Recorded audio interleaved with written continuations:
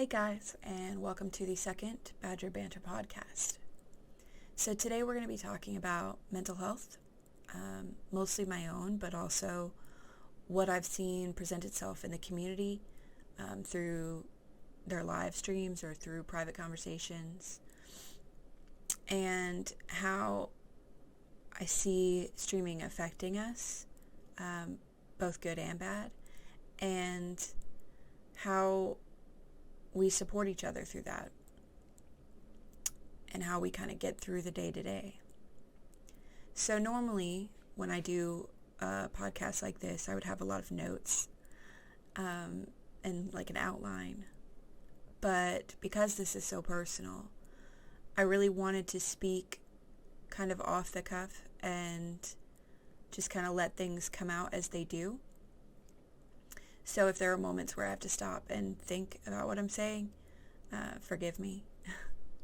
I am just kind of speaking from my brain and not from prepared notes. So my own mental health is something that I battle with every day, which is why I wanted to talk about it, because it's personal, because not a lot of people know. Obviously the people closest to me do, but it's not something I publicly shout from the rooftops. Not out of shame, but because sometimes it makes people uncomfortable and they don't know what to say, and I don't want people to feel like they have to say the old oh, I'm sorry you're going through that, what can I do to help? It's some people really want to help and some people just want to watch your gameplay. So it's not something I shout around all the time, but it is something I battle with every day. And I know there's actually quite a few streamers who battle with it every day. So with my own history, I was diagnosed with PTSD disorder about 5 years ago. And it's something I've been battling with for about 15 years. So PTSD comes from a traumatic event or a series of traumatic events throughout a period of time. Mine is from a singular event, and the source of the PTSD isn't really necessary for me to talk about. It's private, it's very personal to me, and it's not really relevant to the podcast we're discussing today. So we're going to be talking about kind of the aftermath and what I go through and what other people go through on a daily basis with this disorder and with other aspects of this disorder. So for me, I have chronic depression, anxiety, daily anxiety, and an extreme need for control. Chronic depression is sometimes difficult to notice because you've lived with it so long that you've adapted and you've accepted that this is just the way that you are, especially if it's been a long time. If you've been dealing with it a long time, it starts to feel like that this is just who you are now. So with chronic depression, I sleep a lot. I'm tired a lot. I go into these periods of where I forget what I've been doing or how I got somewhere because I just disassociate and go through the motions. A lot of people experience this when they're driving. Like you might drive down the street and end up, halfway to your job before you realize that you're actually driving and you didn't even notice. But in my case, or in the case of chronic depression, it's much worse than that. I can space out for very long periods of time. People can talk to me, and I'll somewhat talk back. I'll make motions like I'm hearing them, but I won't remember the conversation at all. And it's exacerbated by periods of intense depression. So I have a chronic depression that kind of leaves everything gray for long periods of time. But then I also have periods of extreme depression that'll come kind of symmetrically throughout that chronic period. So in those periods, I mean, it's bad. It's where you don't want to get out of bed. You don't want to go outside. You don't want to shower. You don't want to talk to people. You just want to bury yourself in the darkest hole possible until you feel like you can breathe again. And it's intense. And it absolutely has led to suicidal thoughts. And luckily for me, I've had people around who battle the same thing. And when I'm getting like that, and usually I can tell when it's coming, because I'll have a period of where it's gradually getting worse, and then I'll just get hit like with the extremity of it. But when I feel it's coming, and you kind of do after as long as I have of dealing with it, I reach out immediately, or I take action and have my roommate or a friend remove anything from, the living space or my private space that I could hurt myself with. And that can be difficult to do because there's a shame factor to reaching out to somebody and saying, I'm thinking about killing myself. It's really difficult to look at somebody and say that. It's difficult to even text somebody and say that. But when you want to live, like I do most of the time, I tell myself that this is what you have to do. You know those moments are going to come, and if you want to push through it, then you have to reach out and you have to tell people when you're getting like that, which can definitely be easier said than done, I know. But that's what I do, and that's how the depression presents itself. Another facet of my PTSD is anxiety. Pretty extreme anxiety that is daily. It never stops. It's this constant gnawing feeling in my stomach that makes it difficult to eat, to even want to eat. It makes it difficult to have social interactions with other people. It keeps me from doing a lot of things, just living your life normally. So for me, I have a very hard time eating. I don't like to eat. I'm rarely hungry. I get hungry pretty much like when my body says I have to eat. Like, it's not like, oh, I'm hungry, I haven't eaten for like 5 hours. No, it's when my body says it's now, you must eat now. That's kind of when I get hungry. All the other times, that kind of gnawing feeling just stops me from being hungry. Yeah. Other ways the anxiety affects me is social interaction. So I'm constantly worrying. Can I trust this person? Am I going to mess up? Am I going to be embarrassed? Am I going to get hurt? It's an endless stream of questions that I'm constantly thinking about, constantly worrying about. When it comes to my stream, it's, am I doing a good job? Am I picking the right games? Am I playing well enough? Am I talking to chat enough? It just doesn't stop. And I'm constantly worrying that it's not good enough or that I'm messing it up. Another aspect of my PTSD is control. And control, as I've learned from life and from therapy, is a figment of our imagination, right? We can't control anything.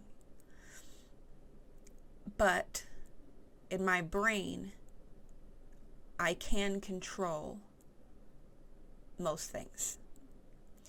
And the things I can't control are not allowed in my space. So I have to drive. It seems kind of silly. I have to drive. No one else can drive. No one can drive me. I have to drive. I have to be in control of that vehicle. I used to, this has gotten better, but back before therapy, I couldn't have anybody sit next to me. I couldn't have anybody stand or sit too close to me. There had to be at least one space between us, which is saying it out loud now, but I just couldn't have somebody that close to me. It felt like it was something I couldn't control, and it was too close. I need to have it further away. You hear a lot of guys talking about, like when you go on dates, they say like they have to sit facing the door. It's like a protective instinct that men have. That's something that's actually true for me. When I walk into a room, I immediately note all the exits. I immediately note if there are any possible threats inside. I have to sit with my back to a wall. If it's like a booth and I'm in the middle of like more people, like on either side, then I will turn so that I'm facing outward. I have to see everything that's going on around me. I have a fear of like forests because I can't see what's coming, and it causes me a great deal of anxiety. So it presents itself in really strange ways and really, I don't know, easily identifiable ways. So control, depression, anxiety, control, rinse and repeat. That's what I deal with every day. And it can get really hard. It can get really hard to just live your life when you're constantly having to deal with and think about these other disorders that are impeding just that, just living your life. And when it comes to streaming, it absolutely affects me and my stream. So when I'm in a depression, I don't want to stream, obviously, because I don't want to do anything. And when I'm depressed, I tend to not stream. I tend to pull back, cancel streaming, and reach out to the people closest to me. Mostly because you just don't want to watch me when I'm like that.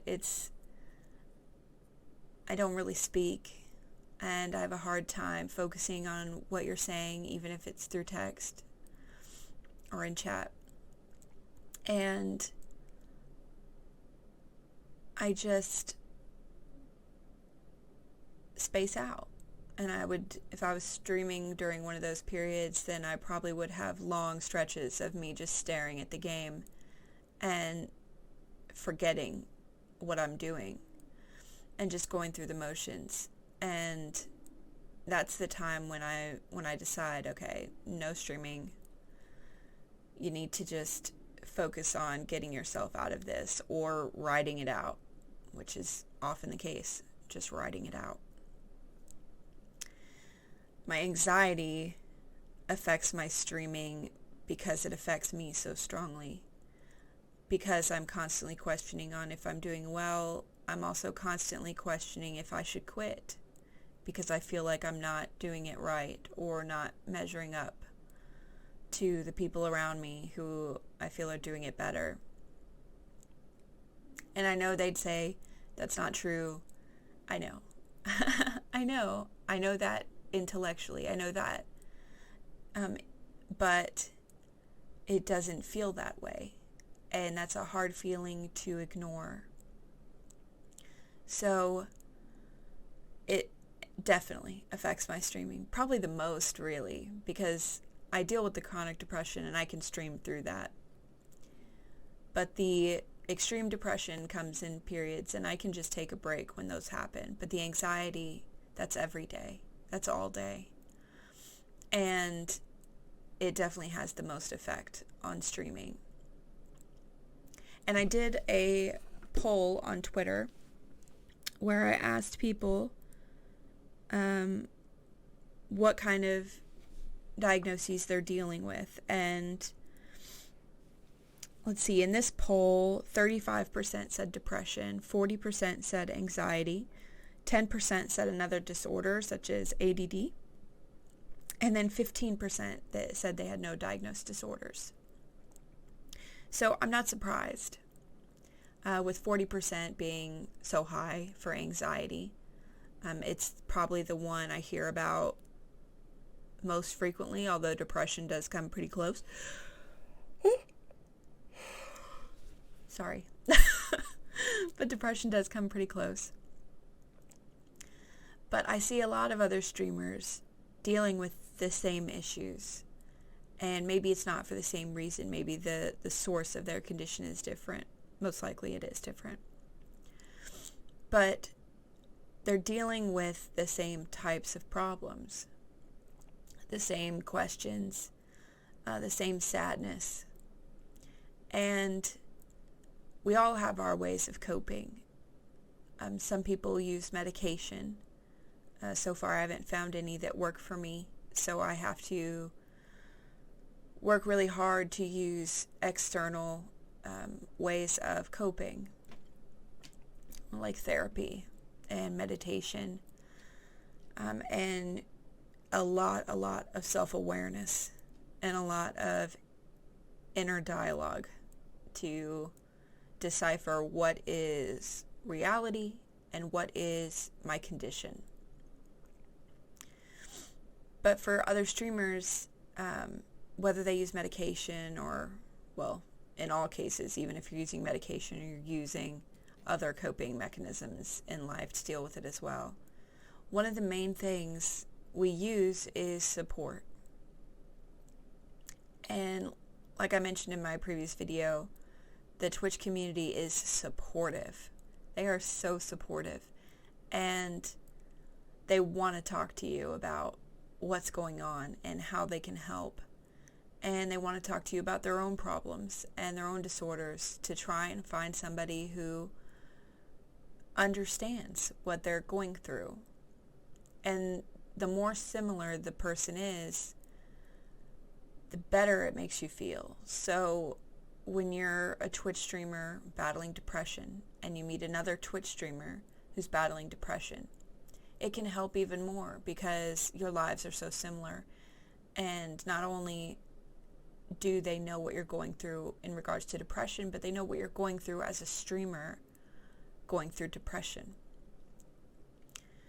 So reaching out to the community and speaking to other streamers who have these same issues really makes a difference in how you get through the day-to-day.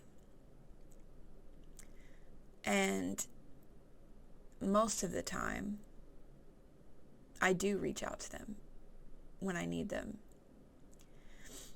Sometimes I keep it to myself. Sometimes I kind of go into a hole. But that's okay because you don't have to do everything perfectly every time. And there are going to be times when it gets the better of you. And you spend an entire weekend in your bed crying and petting your dog, and just kind of spacing out. And that's all right, but they're always there. when I feel like I need them. And I try to be there for them as much as possible when I feel like they need me. So we balance. We get through the day. I do it in different ways depending on how I feel, but meditation is a huge factor for me. It can soften the edges of that depression. It can relieve some of the tension that I have from anxiety, and any kind of relief is good, and it helps quite a bit. I tend to tell everybody they should meditate. I also tell everybody they should have therapy, and they should.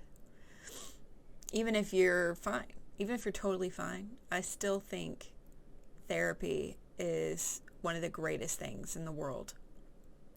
To be able to go to somebody who understands how you're feeling is just, and who's, I don't know, it's different than just talking to your friend.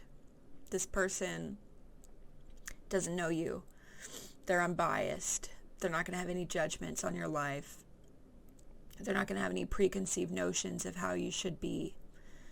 And it just makes all the difference in the world. So everybody should go to therapy.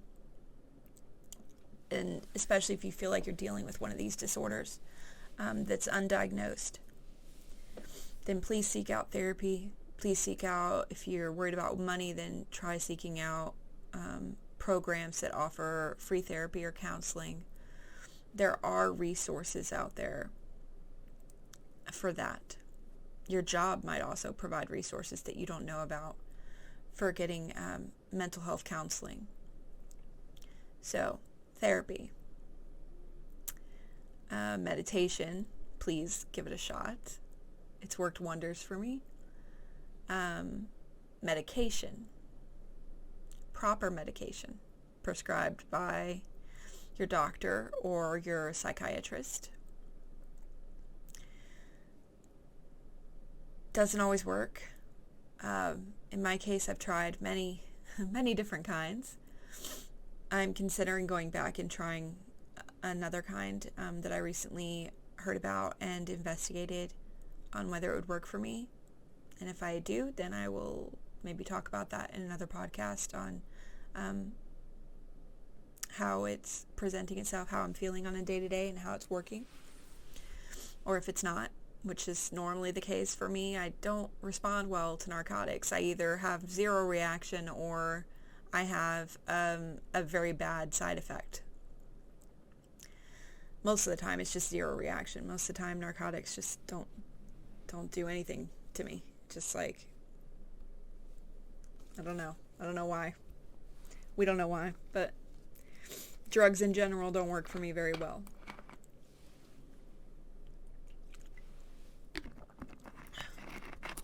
So, meditation, therapy, medication.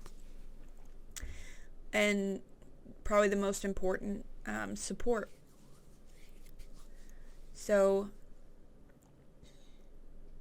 well, not just support. Support and the desire to reach out for that support. So a lot of times when we hear about people who have given in to the depression, it's not because, well, sometimes it is because they didn't have a support system. They didn't have people they felt like they could talk to about it because of the shame and the judgment. But also a lot of the times it's because they just didn't reach out. They had the support, but they didn't look for it or they didn't ask for help. And like I said, that's hard. It's hard to ask for help because there's such a stigma around it. There's such a stigma from me saying, depending on the day, I don't want to be here anymore. I don't want to do this anymore. I don't want to fight anymore. Because everybody gets sad. It's true. Everybody does get sad. Everybody has periods. And people who don't have these disorders have a hard time understanding that you can't just laugh yourself out of it. That you can't just look at all the good things you have and doesn't that make you feel better? No, it doesn't. It doesn't. You should try to remind yourself of the good things you have and the people that are around you. But it doesn't always help. And so part of that is the people around you need to be sympathetic to a difference between a mood and a disorder or a condition. And part of it is the person themselves having to recognize that those moments are going to come and that they need to figure out what to... Can you hear this? My cousin came home and his dogs are losing it. So the other part is the person understanding that those moments are going to come and they are going to have to reach out. And a lot of people think, yes, I get sad, but I'm never going to want to end my life, or it's never going to get that bad. If you have depression or chronic depression, then you need to recognize that at least at some point it will get that bad. And you need to be prepared for how you'll handle it and who you'll reach out to. I have basically like a phone tree of people that I notify when I'm like that. When I know it's coming, and I reach out and I tell them that it's happening, that it's going to happen, and that I need them to just blow me away with support and contact. Just contact. Just don't stop. Even if I ignore them or even if I tell them to stop, don't stop. And knowing that I need that, and knowing that they're there during that time, that makes such a difference. That makes such a difference. Because when it starts to get bad and when I start to think about ending everything, I get a text, or my phone is ringing, and it's just like, God, they just don't stop. And that's sometimes what you need. And if I can't imagine what it must be like to go through that when you don't have anybody, when no one knows what you're going through, when it's just you dealing with it. Or I guess I can't imagine, because that's what I was doing for the first roughly 5 years of this, was me not telling anyone and just kind of suffering through it. And I did a lot of self-medicating the wrong way, and it got really dark that period. And I tend to forget about it a lot, which chronic depression, it's like having this fog over my brain all the time where I can't remember periods, sometimes long periods of time, when I try to recall it. But I remember it being a sad, dark time when no one knew what I was going through. And it wasn't necessary. There were a lot of people around me who would have happily been there for me and supported me during that time. It was just this shame, just the shame of it. And, you know, I consider myself a very strong person.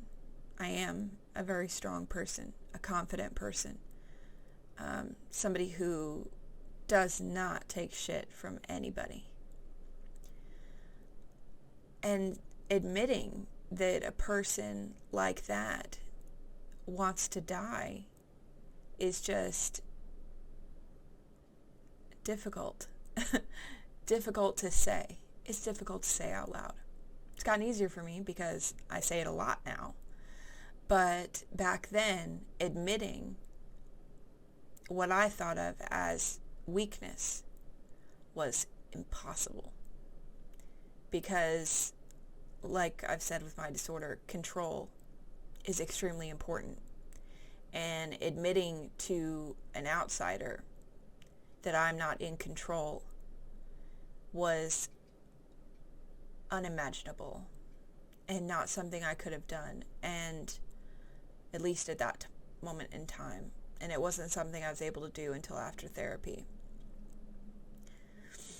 A therapist might have been able to get through to me at that time, but admitting that out loud, that wasn't going to happen. So I can imagine what it's like not having anybody. But there are people around you that know what you're going through. They feel it, or they feel something similar, and they want to help. And Twitch has been good for that.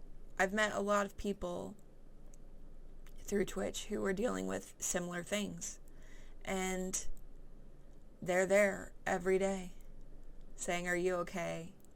I noticed you didn't stream last night like you usually do. What's going on? Do you need to talk?" And it's been a really good influence. It's been a really good influence. And as much as streaming kind of exacerbates my anxiety, the good has outweighed the bad in most ways. And on the days that it doesn't, I shut off the computer and I go do something else, something that'll help if streaming isn't helping. So that's kind of what I deal with on a daily basis. And I've seen it a lot in the community.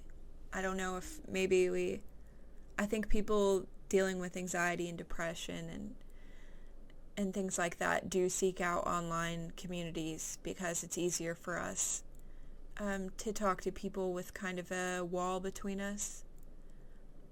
For me, it takes time, a lot of time, for me to trust somebody and to let them pass that wall. But most of us are okay with the wall. We're okay that of only getting a percentage of the people we're talking to. And we still want to help in every way we can. So it's been good. It's been good. And I think there is something to be said for people with similar disorders seeking out kind of streaming or at least engaging in the community, because it's how we interact, because we don't maybe socialize as much because we're awkward or sad or whatever, but online it's easier, right? We already know that. Everybody knows that. It's easier to talk to people online than it is in person. For us, it may just be a little more true than for other people. But yeah, they've given me a community of support and a family in a lot of ways for the people who've gotten past the wall and have become people I trust. So yeah, that's what I deal with. And that's what a lot of people deal with. And this wasn't easy. This wasn't easy to talk about out loud. It's easier to type, isn't it, than it is to speak. But yeah, that's what I deal with. And I'm surviving.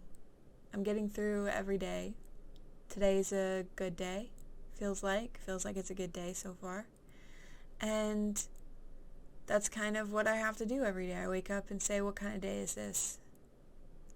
And it's not something I can choose. I can't just wake up and say, today's going to be a good day. It's more of me asking my brain chemistry, what am I in for today? Am I going to be sad? Am I going to be a knot of anxiety? What do you have waiting for me today? And it doesn't stop. So if you're battling with the same issues and you don't have a community, please reach out to somebody. Reach out to somebody in your family that you trust, a close friend that you trust, a counselor, therapist, a community of supporters online. They have tons of online support communities. Reach out to me or my community, and we'll try to help. Reach out to somebody. Talk to somebody. And try to find what works for you to get through every day.